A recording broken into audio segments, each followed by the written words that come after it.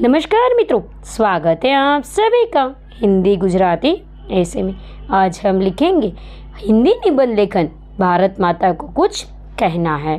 सुनो, आज मुझे कुछ कहना है। मुझे भारत की समृद्धता और वैविध्यपूर्ण भूतकाल पर गर्व है, लेकिन भारत की विषम परिस्थिति को देख मुझे बड़ी चिंता होती है। भारत अति प्राचीन देश है। यहाँ की संस्कृति बहुत समृद्ध है। पुराण, वेद, रामायण, महाभारत जैसे अनेक ग्रंथ की रचना इस देश में हुई है। भगवान श्री कृष्ण द्वारा रचित श्रीमद् भगवत गीता पूरे विश्व में प्रसिद्ध है। भगवान महावीर, बुद्ध जैसे महान विभूतियों की यह धरा अति पावन है। कई संत जैसे कि कबीर, तुलसीदास, रामदास, सूरदास की यह कर्मभूमि है। इस देश पर कई विदेशी आक्रमण हुए। अंग्रेजों की इतने सालों की गुलामी, उनके इतने जुल्म कि जहां देश का शोषण करने में कुछ बाकी नहीं रखा था, तब भारत के वीर सपूत गोपाल कृष्ण गोखले, बाल गंगाधर तिलक, वीर भगत सिंह, सुखदेव, महात्मा गांधी और कई वीरों ने लंबे संघर्ष और कई कुर्बानी के बाद बापू सरदार वल्लभ भाई पटेल, नेताजी के अथक प्रयत्न से अपना देश अंग्रेजों की गुलामी से 15 अगस्त 1947 के दिन आज़ाद हुआ।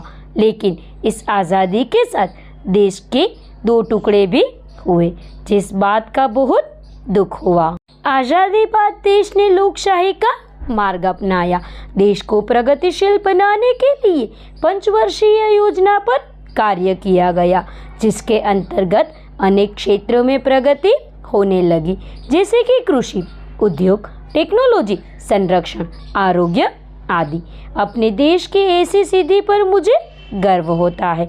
अपने देश ने जो अणु क्षेत्र में प्रगति हासिल की है, उससे तो पूरी दुनिया में अपने देश का नाम ऊपर हो गया, जिसके लिए मैं अपने सारे वैज्ञानिकों को खूब खूब अभिनंदन देती हूँ।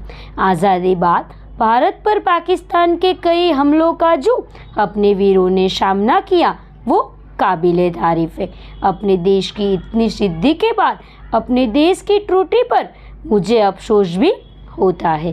कभी कभी उत्पन्न की जा रही मानव समस्या पर मुझे बड़ा ही दुख होता है।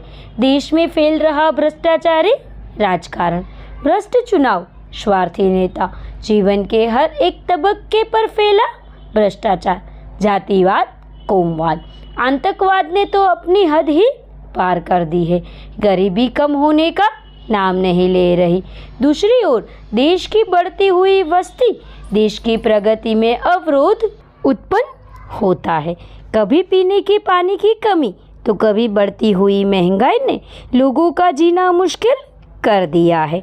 एक ओर देश की प्रगति तो दूसरी ओर लोगों की बनाई समस्या को देख बड़ा दुख होता है। समझ नहीं आता भारत की प्रजा को सुख शांति कब मिलेगी, जब देश के नेता भ्रष्टाचार छोड़ सत्य का मार्ग अपनाए, अपनी निष्ठा से देश को गौरव दिलाने वाला काम करे।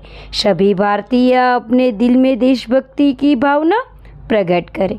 इसके लिए ज़रूरी है अपने देश की खामी को देख उनको पूरा करने के लिए सही राह चुनने का फैसला किया जाए। सही मायनों में अपने देश को महान बनाया जाए। तो चलो सब साथ मिल देश को एक नया सुंदर भारत बनाएं। तो मित्रों, इसी के साथ यहाँ ये निबंध पूर्ण होता है। इस निबंध को अंत तक देखने के लिए आप सबका बहुत बहुत धन्यवाद।